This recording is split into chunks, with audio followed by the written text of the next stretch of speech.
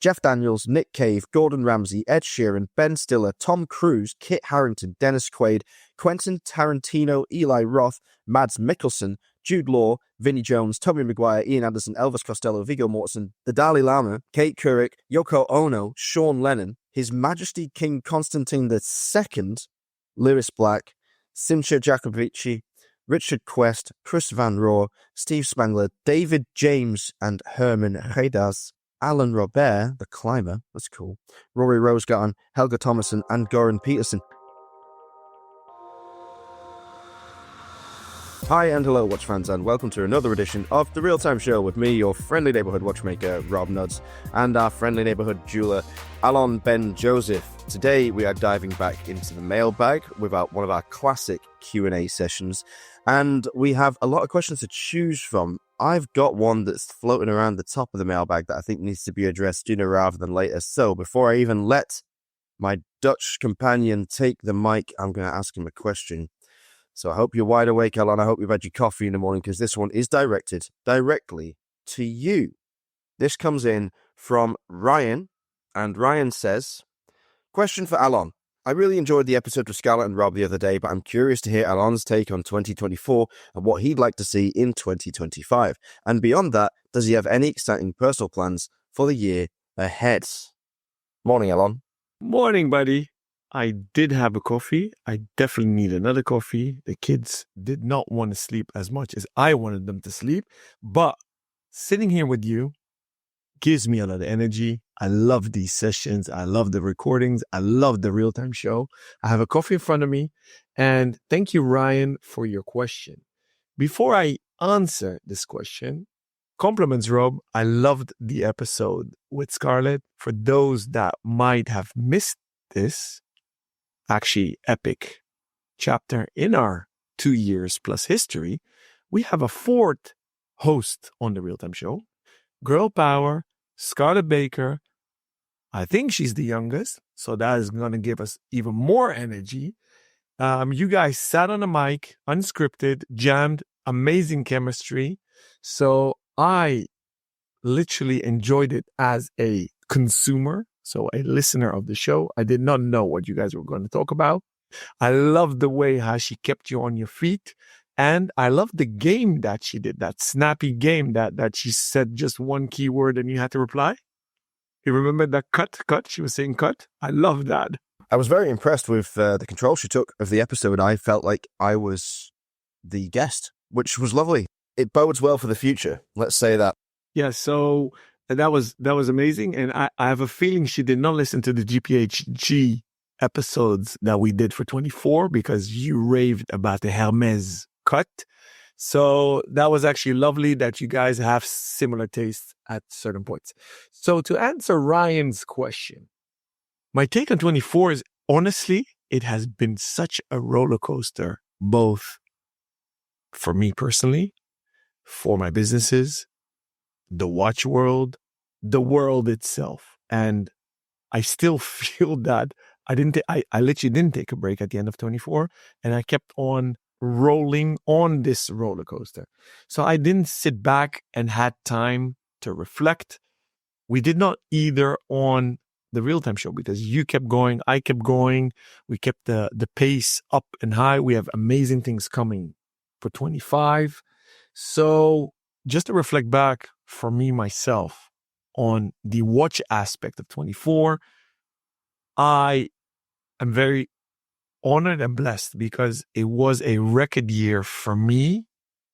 And something I really love to do is design watches.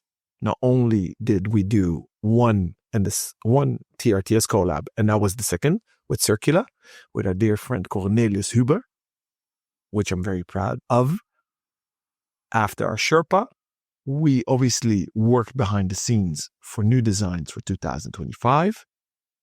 On the Ace side of things, I don't even remember. What could be we did 10 collabs, which was maybe too much, but lovely creativity, amazing projects, teamwork. So that was amazing. We obviously saw the demise of the watch industry all around, the cooling down of the markets. I've noticed that not only in the pre-owned side of things that we dabble in. And that is literally the pulse of the market. There's hardly any lag there because during COVID, some watch brands or watches have been commoditized. They've been literally a commodity. So the prices of these watches literally fluctuate like a stock exchange. So that was interesting to see. You obviously saw the demise and the diminishing demand for new watches. And you saw the interaction between what's going on globally in politics correlated to buying of watches. So that's interesting. You saw literally waves. Trump got elected, boom, sales went up again. So that was interesting. On the design side of things, and Scarlett and you discussed that, Rob, in depth, is the rise that started basic in 23 already, is the non-round watches. So we call them shape watches, but often we don't call square rectangular shape. So everything besides round, square, rectangular shaped. But for argument's sake, real creativity. So I loved that. And let me think. I don't know if I have other things that I want to highlight. So I'll roll into my dreams, expectations, and wishes for 2025. What about Watches and Wonders? What did you think about the fair itself? The fair itself didn't move me that much on several levels. So I know that Scarlett and you also discussed on a higher level, and I love the fact how Scarlett correlated that to the UK market, and she wanted the British fairs to be more elegant and eloquent and chic and bustling. The change we saw last year at Watches and Wonders is that they added, I believe, only 4 brands. So I believe Nomos, Raymond Val, Bremont, and there's a 4th brand I'm forgetting that got added to the rotation or to the program. So that wasn't really uber exciting. The watches that were brought, it wasn't an exciting year as much.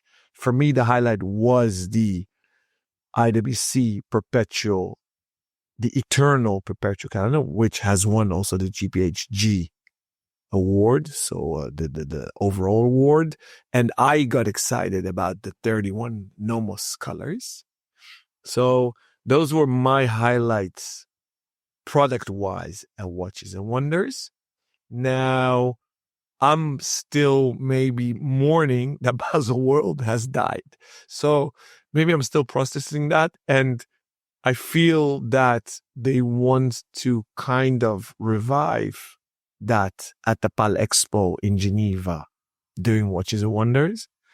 But then what stood out for me as a sore thumb was that Mr. Dufour, the CEO of Rolex, lashed out at the other organizers of other events and the brands that don't partake in Watches and Wonders, and they do exhibit during the same week. He called them pirates. Then I'm like, really? Is that necessary? I mean, you have a hardcore ballotage on who can enter PAL Expo. And in defense of Dufour and the whole organizing committee of Watches and Wonders, they simply don't have the meters in Geneva during that week to add more booths and stands. But I always think in a macro perspective, it's an ecosystem. The more, the better. So why are you lashing out at them? So apparently the organizer of Time to Watches, this was a Freudian slip to our dear friend Andrew McUtchen, whom, by the way, needs to come back on the show. So mea culpa, it's my fault he has not been back on the show yet. But that's a sidestep. Back to Geneva, the Time to Watches fair, after 2 or 3 years being at the academic building in the middle of the city, moved now to, I believe it's called Villa Saravin, which is literally a stone throw from the PAL Expo, which is a good thing. But there's so much tension, there's so much ego, and there's no cohesion. And I'm like, guys and gals, come on, we need to work together. Let's make watches relevant. So I'm kind of excited to see what's happening. You and I planned and booked, and our calendar is almost already full for the full 5 days that I'm there. So that's going to be an amazing roller coaster. I don't think we're going swimming, are we, Rob? I intend to. It's going to become my new daily activity every time I'm in Geneva. Okay, I think I'll film you with your stiff nipples coming out of the water, and I'll stay off the shores of Lake Leman. Okay, there's a lot of things that I will let slide on this show, but I'm just going to veto stiff nipples as something that we just don't say again, okay? We'll leave it out there once. We can get some feedback on it in the group, but stiff nipples are no more on the Real Time Show, okay? Maybe we can start an OnlyFans page for just Rob's nipples. Who knows? You never know. Maybe we finally will start making money on the show. I'm open to it. We can do one for your mustache. Do you still have the mustache? Yeah, I've got the mustache, but I stupidly left my beard trimmer in England this time, both of them, actually. So I'm now like cavorting around Copenhagen and Germany with an ever-increasing fuzz around my chin. So the mustache is disappearing, but it'll come back as soon as I get my trimmer back. I'm sticking with it for now. You're biking out. I prefer the whole Tom Selleck look right now, but I'm like a mini Tom Selleck. But in between shaves, I do look a bit more Nordic. Yeah, a bit more Viking. Yeah, adapt to your surroundings. That's good. So back to the swimming in Geneva. So April, boys and girls listening, if you're contemplating coming out, it starts on Tuesday, the 1st of April, 2025. Rob and I will be there already on Monday. The show runs, I believe, till the 6th or 7th, or Sunday, I believe. Time to Watch runs in parallel. And then a lot of brands are exhibiting again at the Beau Rivage in all the hotels. So while filling up the calendar, all the brands reach out to us to plan meetings. But the funny thing is you now need to ask, where are you? And to make a very efficient schedule. So that's a little annoying thing. And in that sense, to circle back to Basel World, that's what I miss about Basel World. 6 gigantic, massive buildings, everybody meeting on the town square in front of Messe Hall 1. And no, I never ate the hot dogs, so I don't miss them. The beers were good. So that's on the fair side of things. Now, I'm probably not going to Inholgenta. I wasn't that impressed last year. I attended Inholgenta. Unfortunately, and that's what I wanted to ask you, Rob, I think I've missed you reporting back on Micro Praha. So I went to Prague the first time ever last year, shame on me, hanging out with our dear friends Banu and Ondraj. And they are the organizer of Micro Praha. I wanted to come back in 24. I did not make it because it was the first weekend of December, if I'm not mistaken. But I'm really going to try to make it out in 25. I believe it's the last weekend of November that they're organizing it this year. Please, may I kick the mic back to you? Tell us a bit about, well, the fair in your favorite city. Yeah, you're right. Prague is my favorite city and potentially a future hometown of mine. That's at least one of the plans I have bouncing around my mind. And I would love to be part of the watch community there because it is really growing. Thanks in large part to the efforts of not just Banu and Ondra, but also Jan Lidmansky, who you'll find on Instagram at Watch the Food.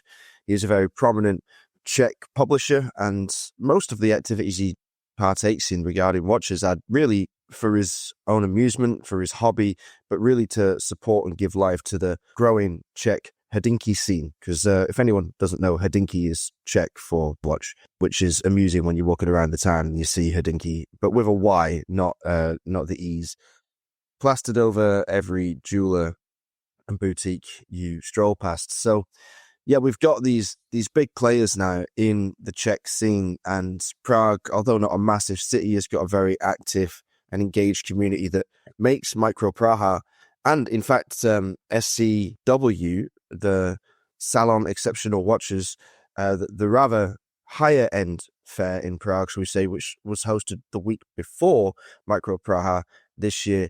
Very well attended and extremely exciting events to visit. And I would recommend going to both. Prague is an accessible city and the accommodation is relatively cheap. The beer and food is available for a pittance and is exceptional. And it's just, I think, the most beautiful Central European capital that there is. Just my personal opinion. So we have not just these fairs happening, but we also have some very active and interesting retailers springing up. There's two that come to mind. One is the Watch Lounge, which is being opened by Banu and Ondra themselves, a place similar, although smaller in scale and scope than Time and Tide in London, but similar to that concept where people have a space where they can come and experience mostly independent watches in quiet and a luxurious setting. And then for a more traditional, but still slightly off the high street location, you can go to Chronoshop, which is just 100 meters away from the old square, and that's run by a guy called Jakub Sivek, who had a shop for many, many years, which was unfortunately turned over about a year ago, and much of his stock was stolen. And all of his friends rallied around him, and all of his contacts from the industry came to his support. Most notably Jan as well, like reaching out to everybody he could to get like some new stock in, some favors called in, special editions made for Jakub to restart his business. And they've done so with aplomb. The new space is incredible. It's gorgeous. Again, it's slightly off the high street. So you go through a door and up to like not even a first floor level. It's kind of a 0.5 level. Security is therefore great. The setting is wonderful.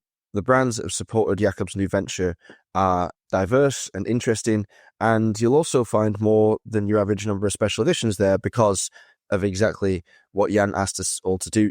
Argonaut is doing something with them. I know that several of the brands that we've worked with in the past and had on the show were also making an effort to give them something special. So there is a family here, and it is growing, and it is really, really, really easy to get a sense of at the events. Now, the events themselves, SEW is really cool. There's a slightly higher end leaning to it. You've got, brands like, Chapek and Ordain. Robot, actually, a Czech brand that I guess, Alon, you've encountered this brand before, right? Do you have any feelings on Robot? Besides that, Prague is a beautiful city. And I was hanging out both with my dad. We did a father-son trip. And we hung out 3 days with my two friends. And they took me all around town, so I couldn't have better guides for both history, architecture, and watches. So I got a sneak preview of the Robot Flieger Friday collab that the boys did while we were there. But first of all, what a lovely people, the Czech people. And talking about Jan is a rock star. Whenever we hang out with him, basically at the Grand Duke, always in Geneva, this dude is crazy, but in a very good way. So fantastic people, the Czech people, Prague, also amazing city-wise. But I was blown away on what a high level, horological level the city was, retailer-wise, the brand representations. And for me, the hidden gem was Robot. So Banu and Ondra took me there. We had a full-blown meeting. Lovely store. The people are lovely and very, very cool watches. So talking about 25 could be that I'm actually so impressed that I want to retail the brand. So we're actually talking to them. And it could be that when this show airs that we're actually representing the brand. So highly, highly recommended. They have a fresh take on watchmaking. So I was blown away. And not only about the Flieger Friday collab, but the whole holistic approach of them making watches and also their design. So very interesting.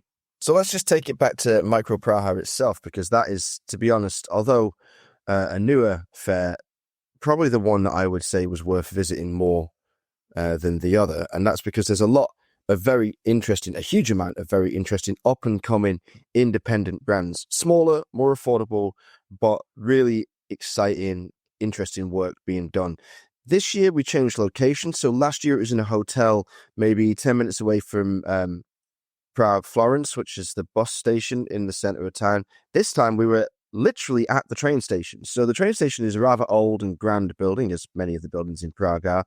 And it had this huge event hall, massively high ceilings, great space behind it for eating, drinking, entertaining, a lovely, enormous bar, which I believe was open to us on the first night.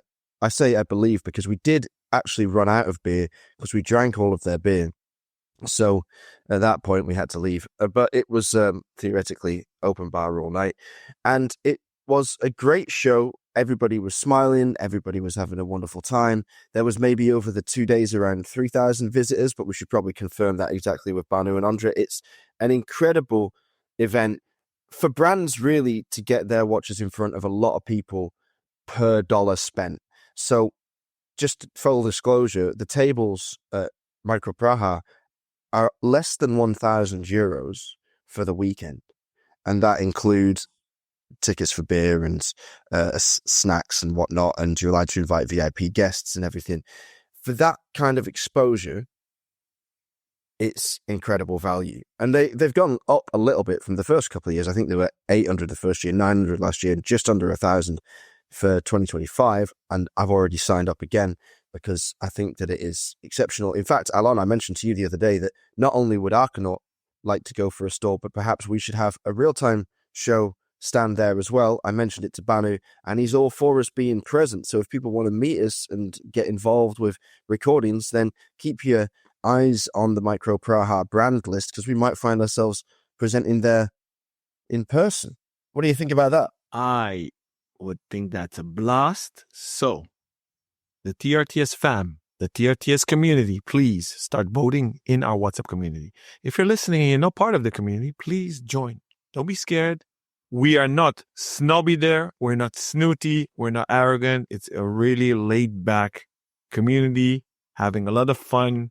So if you want to join the TRTS community, please send us a DM, email, or whatever channel you want to reach us, and we'll send you a link to join our WhatsApp community. So I am all for it. I'm actually looking forward to it. This is maybe a good segue. Rob, I know you're going to visit a lot of other fairs. Maybe mention them, because I assume you're going to do some British ones.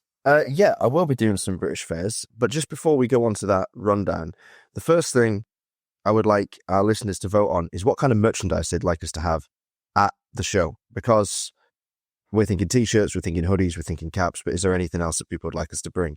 So 2025 fairs, I think the first thing that's on the calendar is most likely the British Watchmakers Day in March, where we are again official media sponsors. So that will be very fun. If you would like to go to that event, please just mention that on the chat, and we have some interesting information for you that we can share privately in the TRTS network. Thereafter, I think we've got Watches and Wonders, which is coming around at the start of April again. There's a few fairs in America this year that I'm definitely going to skip out on, because I'm back and forth across the Atlantic far too often for my liking. So the fewer planes I can get on, the better. I would love to be up in Helsinki for the Finnish Watch Show, because that's one of my favorites. I'd say alongside Micro Praha, it's in the top 2 of the year. And then later on in the year, of course, we have Geneva Watch Days again. What edition will it be now? Is it the 5th or the 6th? I believe the 6th, but I lost count. It's become an absolutely integral part of the calendar, hasn't it? It's become something that we couldn't really do without. Later on in the year, of course, we've got the 2 Prague events, and then there's going to be Watch Pro Salon, which I'll attend again as a visitor, but not as an exhibitor. It turned out last time that I ended up exhibiting on a stand anyway. I helped out Fortis because they were a colleague down for the second day, so I ended up just doing a stint with them, but that's not really work. It's always lovely to hang out with my friends from Fortis, and after that, I would say that that's enough, isn't it? We can crawl home into our little beds and hibernate and think about, well, the end of the year 2025. It makes it feel, now you've made me go through that, now you've made me run through all of the things that are coming up in the year, because each one is only separated by a few weeks from the one before it. It feels like we're already in December. I feel like the year's about to end. It's only just started. It is. It started so volatile and fast. It feels like we're deep in 2025. I hope I've answered Ryan's question. If you want to know Rob's answer to this question, go back a few episodes, one of the first of 2025, where he jams with Scarlett. Going from Ryan, should we go to our hardcore and dedicated TRTS fan and supporter, Richard Swords, in the TRTS network? Yeah, of course. Yeah, I mean, Richard gives us so many questions. He's basically a mainstay on every Q&A session that we have, and I wouldn't have it any other way. It's incredible to have so many insightful and smart well-worded questions to address. And this one is one that I think will be interesting for many, many people listening to the show. Definitely. So thank you, Richard. He sent in the question, where would you go for a custom strap? Right, it's a good one. It's an expansive answer, or potentially expansive. There's loads and loads of options, right? So custom is the key word here. It's not a replacement strap. It's not like, oh, who sells good aftermarket straps? Like, what's a good value to quality ratio? Is Hirsch all it's made out to be? I'd say, yeah, it's a pretty good brand, actually, if you want just a good bog standard replacement over the counter. But custom is key. And there are plenty of great strap makers out there these days, far more than there were 10 years ago, who are offering some really good products for reasonable prices. I'm going to start in reverse order. I have three answers. One of them is a bit of a curveball and extremely specific to a certain type of watch, and that's the first one I'm going to suggest, and that's Yellow Dog watch straps. Now, this is a bit of a throwback to the earliest days of my career, when the only luxury watch that I had was a Sinn Hydro UX, the oil-filled diver, and I wanted a black Zulu strap for it, to be honest, a black rubber Zulu. And Yellow Dog now works with fabric as well, but in the past only worked with this extremely industrial type of rubber. It wasn't ideal for straps at all, actually. It was pretty nasty. It would leave like black marks on your wrist, and it smelled like the rubber factory I grew up next to when I was a kid, actually. It's an incredible scent. It doesn't really smell safe, but it was evocative, shall we say, for me. I loved it. I have 4 of those straps. I've worn them on all sorts of things. I had them on the Hydro UX. I've still got one on my Bremont S500. I did wear one on my Speedmaster 1998 Broad Arrow for quite some time, would you believe? And the other one, I think it spent time on my Laco Scorpion Squads Amazonas. So they are, you can tell from the watches that I've chosen there, with perhaps the Speedmaster being the curveball, they are tough, rugged, military-style straps, extremely industrial, not the most refined in terms of luxurious elegance, but certainly very well made and really good value for money. They look great on things like Submariners or IWC Big Pilots, that kind of thing. So check out that website if you get the chance. It's Yellow Dog Watch Straps.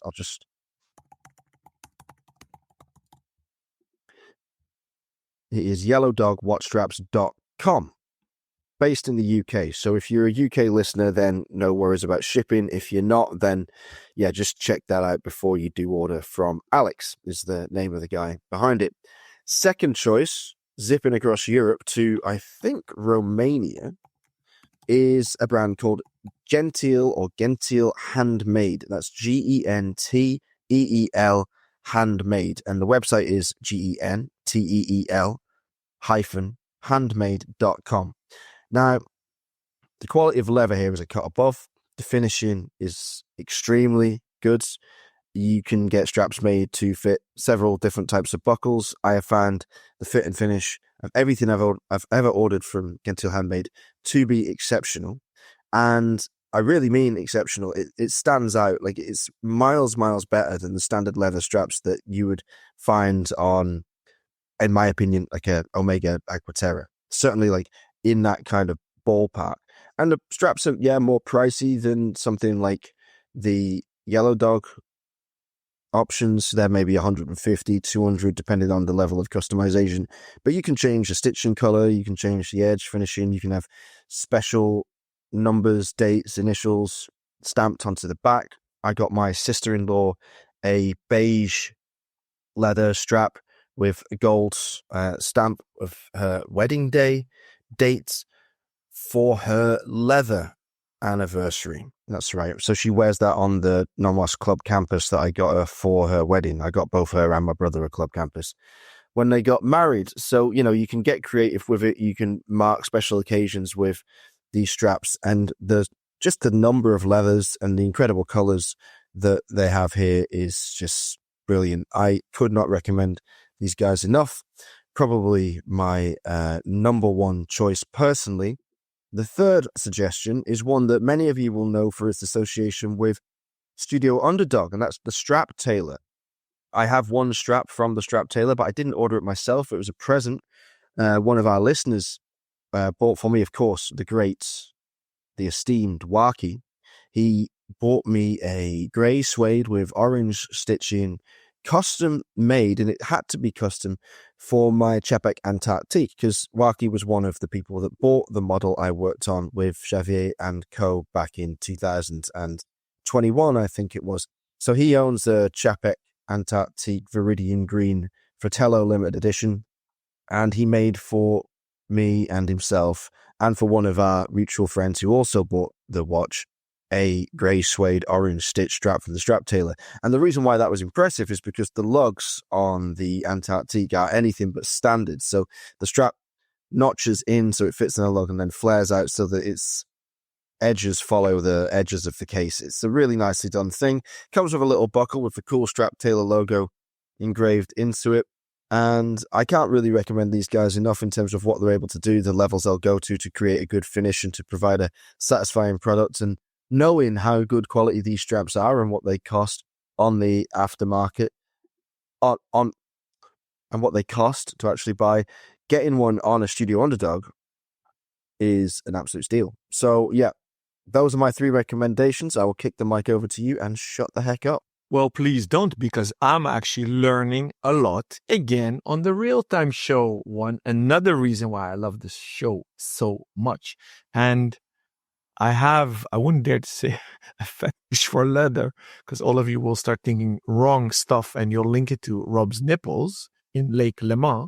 So I love leather straps, belts, shoes. So very early on, already in the 90s, we used to be the sole partner for Camille Fournet, and they used to produce almost all the straps for all the Richemont brands. I even had a amazing alligator belt made matching my watch strap. So they used to do that stuff. They had offices in Paris, Milano. So I even visited them in Milano. Today, they still exist. I think they pivoted more towards a B2C. So they have physical boutiques. They have a Parisian boutique. So if you're in Paris, you're lucky because you don't have 1, but 2 options to get your strap made locally. Camille Fournet is at Rue Cambon 5, but the king of kings is ABP, Atelier du Bracelet Parisien, located at Saint-Honoré, number 30. So a mandatory visit in Paris when you do a retail safari for watches is obviously Chronopassion, located at the same street. So make sure you go check out ABP, because there's nothing that's more fun than touching the hides. Or today you have amazing vegan options. So straps made from apples and full leather, etc. But if you don't have the option to go to Paris, try to find local strap makers. And if one that Rob mentioned is not near you, you'll have a lot of options, because in the Netherlands, he calmed down a bit. It's called D-Strap. Cool guy, makes awesome stuff. And there are a lot of options. Now, maybe one that doesn't do so much customization, but seems to become a brand of its own, is D-Lugs. I've never met him, but it seems he's very active. And actually, a lot of watch brands are now teaming up with him to create custom-made straps. So that's interesting. And your local retailer might also offer customization options of straps as well. So definitely try to mix things up. Richard, I think you should make a custom strap. I know you're based in Switzerland, so you have a lot of options there to get them made. And a little tip for all of you, if you are a bit hesitant on getting replacement straps, OEM, don't be too confined in your own OCD mental prison, because a little trade secret, no watchmaker makes their own straps. So reflect on that for 2 minutes. And it's not that important to have that hot stamp of a brand in your strap. And putting a different strap on your watch creates a new experience. It's as if you have a new strap.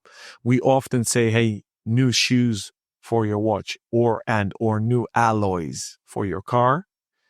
But it's more than that, because if you think about it, it's almost 50% of the real estate on your wrist. It's not just the dial or the case, but the strap is so important. So please do share all your custom straps in the TRTS community when you're listening to this episode. Thank you, Richard, again for the awesome questions. Going from Richard to another fanatic TRTS community member, Leopold in Vienna, he sent a mailbag idea and he writes, has progress in movement technology arrived at a point where the returns for the consumer are not useful anymore? Are in fact returns ever diminishing to the point of being meaningless, even for the hardcore enthusiasts? Have they merely become a reason for fresh marketing dribble and to jack up prices even further?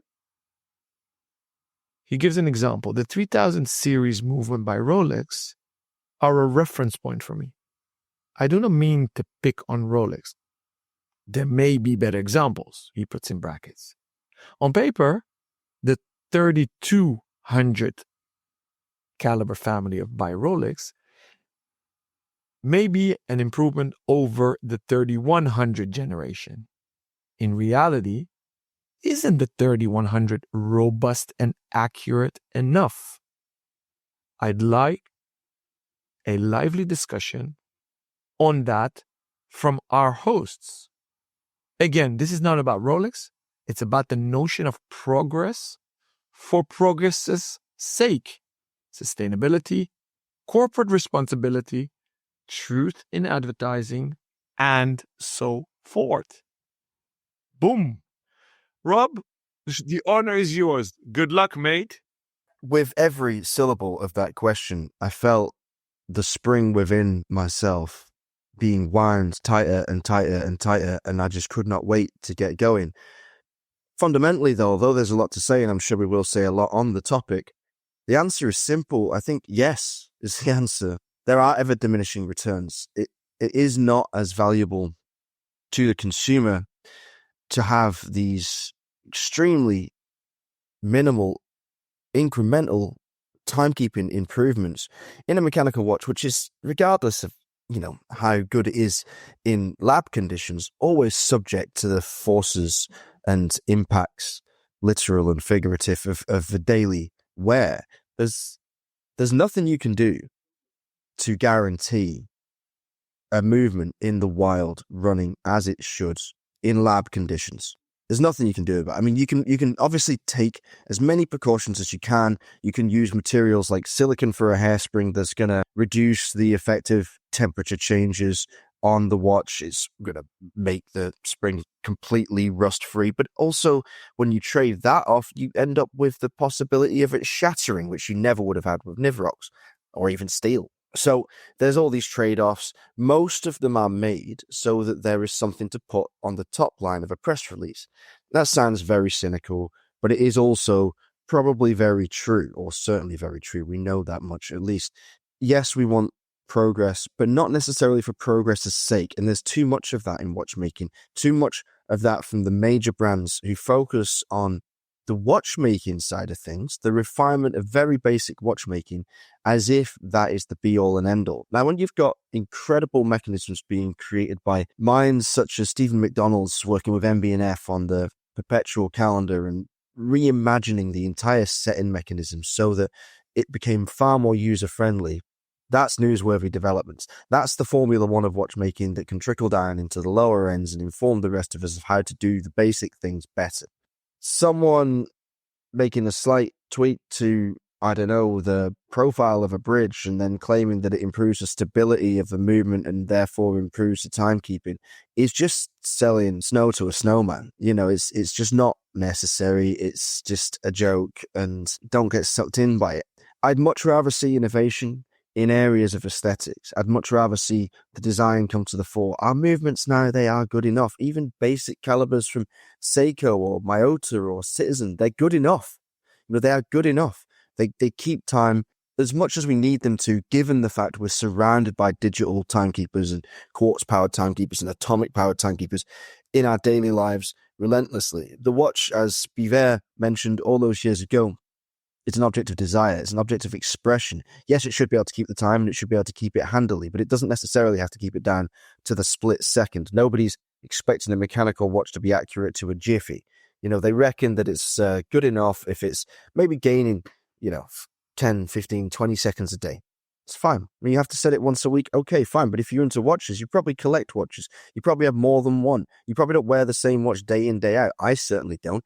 I actually get to the point where the timekeeping parameters of my watch is almost irrelevant, because if I change the watches, I don't give them enough time on the wrist for them to run out of tolerance. So that's one way to look at it. If you are an avid collector, then what is most important to you? And if you're not an avid collector, you're not likely to be caring so much about the incremental improvements, in inverted commas, that Rolex and brands like it have been making to these bog standard automatic workhorse calibers. So I want to see innovation elsewhere. I want to see the money spent on creating something like Colloquium or Space One or Anordain. Like, invest in a craft. Like, look at what Anordain has done. They've brought back an almost extinct craft on the British Isles to make it now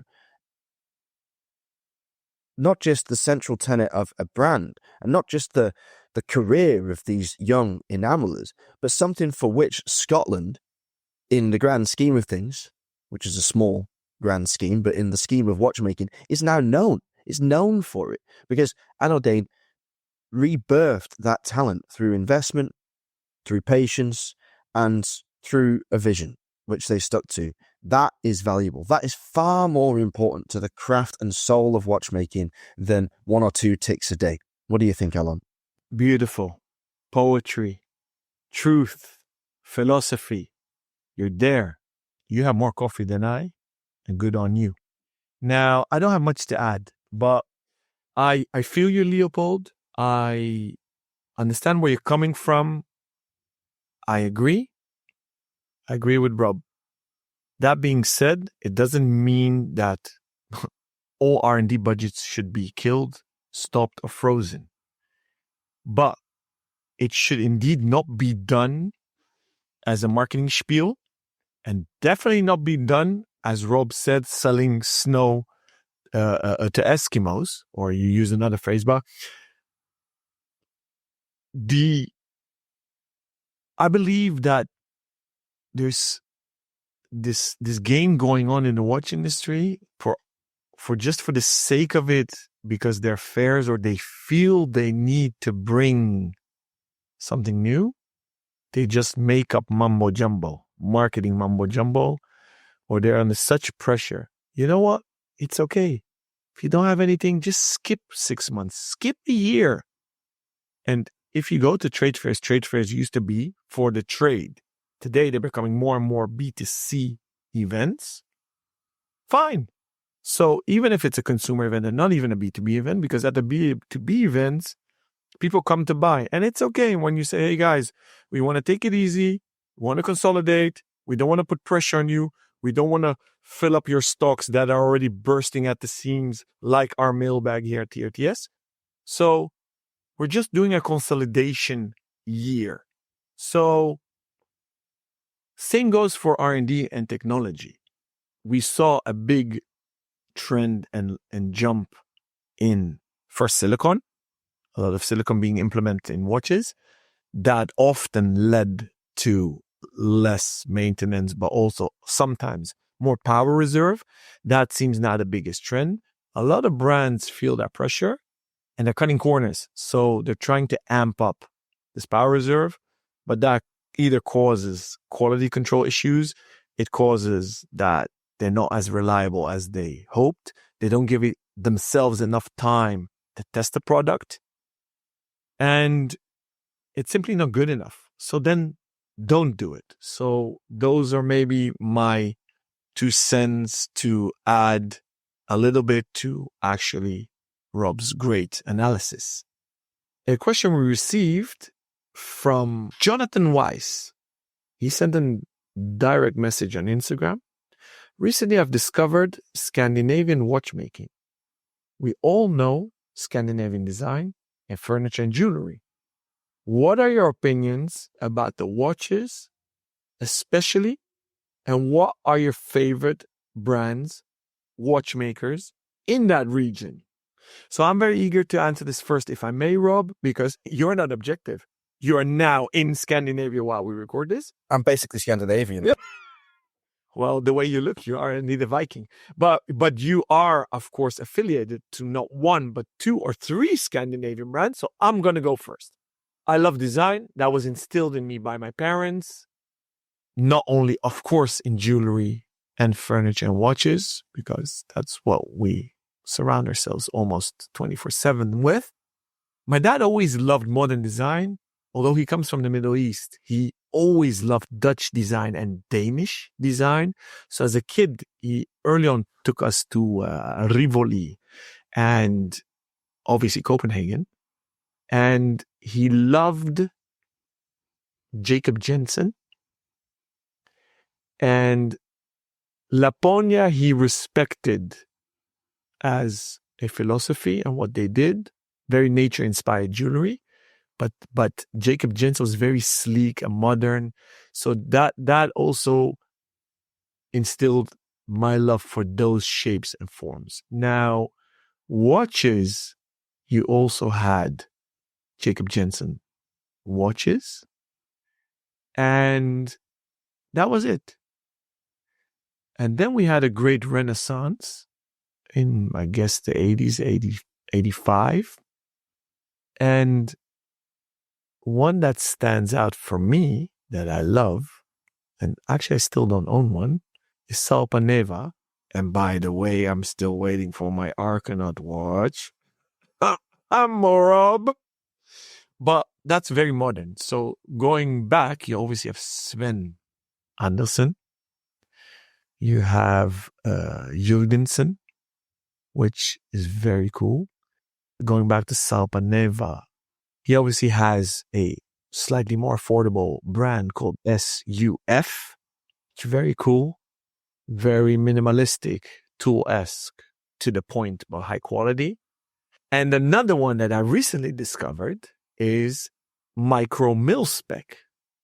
Kind of very contemporary, but gives you those old 90s, even 80s Porsche design X IWC watches. Very cool cats, to the point. So I personally love what the Scandies are doing. And the last one I want to give a shout out is Straum, of course. I still don't have one, but I'm quite sure in 25, it's one that I'll add to my personal collection. So Rob, I want to hear your favorites besides the ones that you're affiliated with. Okay, so I need to probably rattle those off if people aren't already aware. First, I can't believe you've not got a Straum, and we should talk about you being the representative for Straum in the Netherlands, because that would be an ideal fit, but we'll do that off air. But yeah, business happening in real time, listeners. This is something that I think would work very nicely. So I am involved with Straum. I've worked with them, firstly, as a journalist, just as a friend of the brand for the first couple of years.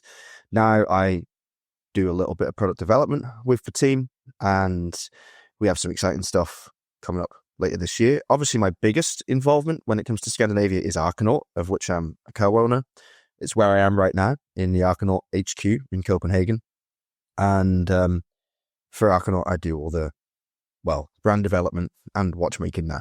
They're my 2 major biases out of the way. It feels like I'm in Scandinavia even more, though, because obviously through my involvement with Fortus, I went to Sweden twice, to the Swedish Space Corporation, S-Range, about 40 kilometers north of Kiruna, to partake in the stratospheric balloon tests and then the rocket launch the year after. My surname is actually Danish, derives from Knudsen, which is where my family must have originated at some point or been based at some point in the distant past.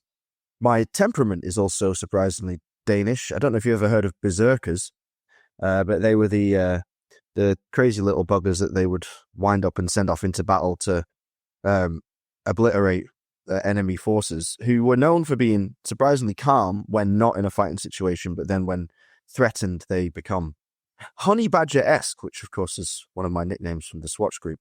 So there's Scandinavian influences running through me in all ways, and I absolutely adore this part of the world. I would love to live here.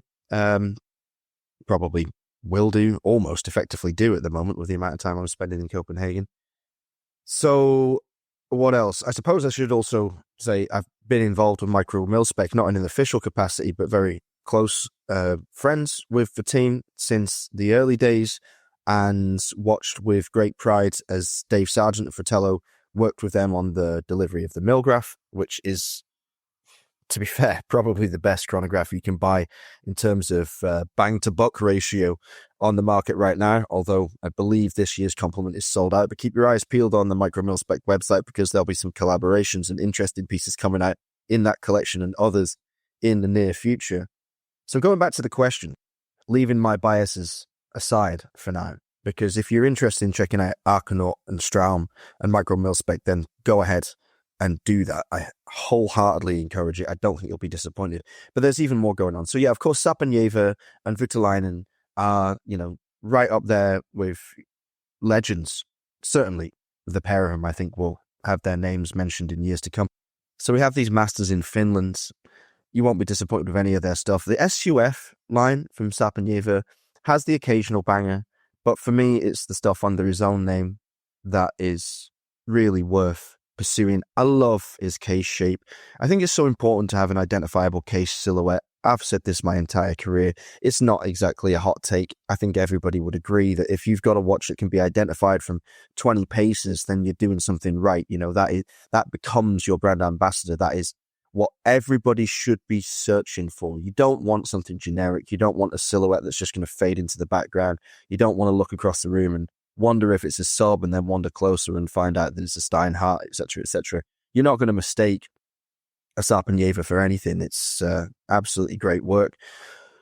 One little brand which uses the techniques I was talking about earlier, extolled by Anne Ordain here in Copenhagen, is Vitrium. I don't know if you've heard of these guys, but they are a Danish brand making very affordable enamel watches in small batches with beautiful colors on the dial, some very complex engraving. They're not, I would say, quite as refined yet as an Ordain, but they're certainly moving in the right direction. They are affordable for what they are. They use an unusual typeface, which is something we obviously obsess over a great deal here at the Real Time Show. So I would encourage people to check them out. Absolutely. Of course, we have GOS in Sweden, run by Patrick. GOS uses incredible colors, great materials, inspired heavily by the Northern Lights. For me, another brand that we don't talk about very often, and I'm going to butcher the pronunciation because we have the Swedish Mafia in the Real Time Show network, including people like Christopher, Hannah, Sanna, Vu, Lydia, and apologies if I've forgotten anybody else who's a part of this cohort up there in Stockholm and the surrounding area. But I'm just going to have to try and say it, but Sue Sandstrom is SJOO space SANDSTROM with accents that I don't know what to do with all over the place. But they have had one really great watch in their history. That was the Royal Capital.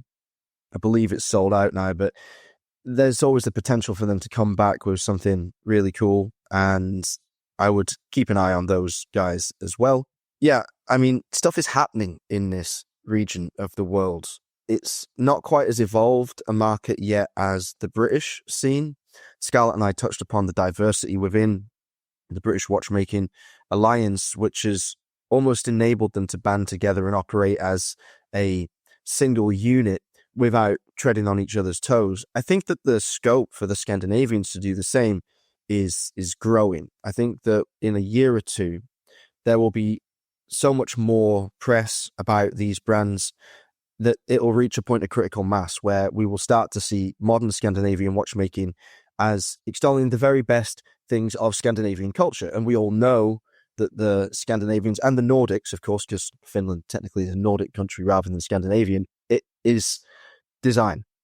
And they're bringing this huge design clout into the watchmaking space and creating separation between them and brands outside of the northern climes that I think will ultimately result in a strong enough independent character to move as one. And if they band together and start even more events, I mean, the Finnish Watch Show, like I referenced earlier, it's an incredible event. It's in Helsinki. It's basically a great location. You get brands, not just Scandi brands, but not just Nordic brands either, just all of them from around the world, up-and-coming independents. It's where I actually met Martin Klokker of Sherpa for the first time, where the first connection between TRTS and Martin began, and look at the relationship that sprung from that chance meeting, and then your chance meeting with him in a taxi in Geneva. You know, it was serendipitous the way that it all fell into our lap. But this is a great moment in time for this part of the world. I think that there is enough differentiation between what the Nordic brands are doing. Oh, actually, there's one more we've got to mention since we're talking about Scandinavia. Iceland, JS Watch.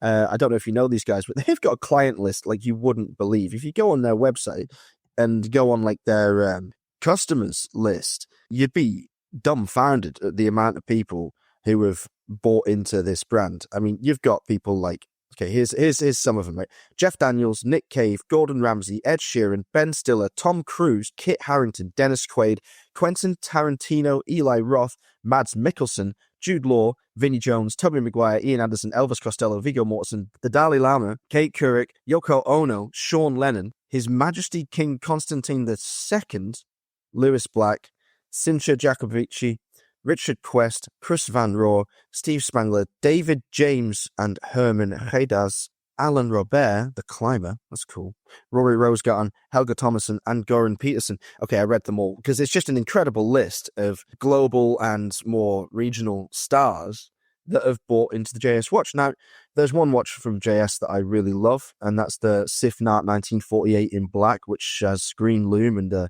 3 o'clock date hidden between the 2 points of the number 3 itself, which is, I think, an extremely elegant solution, although some people might find it a bit cluttered. I think it's fantastic.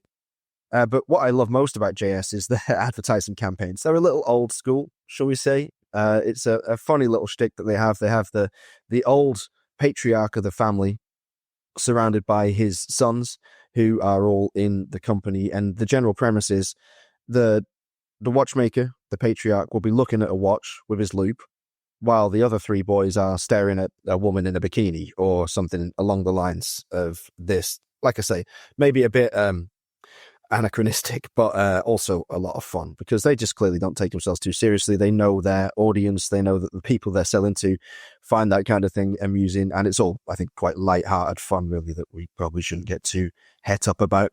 So there you go. What a list of brands that we've got coming out of this region that really, to be honest, not many people would associate with watchmaking, but they've got their shtick and it's design. Thank you. I love it. I actually didn't know JS Watch, so I was searching them while listening to you. And again, I learned something new during this episode. How cool is this episode? But these guys are epic. They write probably the world's smallest watch manufacturer and great pictures. So love it. I'm going to do a deep dive on them. So Rob, thank you very much. My pleasure. And at that point, I guess with plenty of research for everybody listening to the show to do, if any of those brands were new to any of the ears trained on us right now, we should close the episode.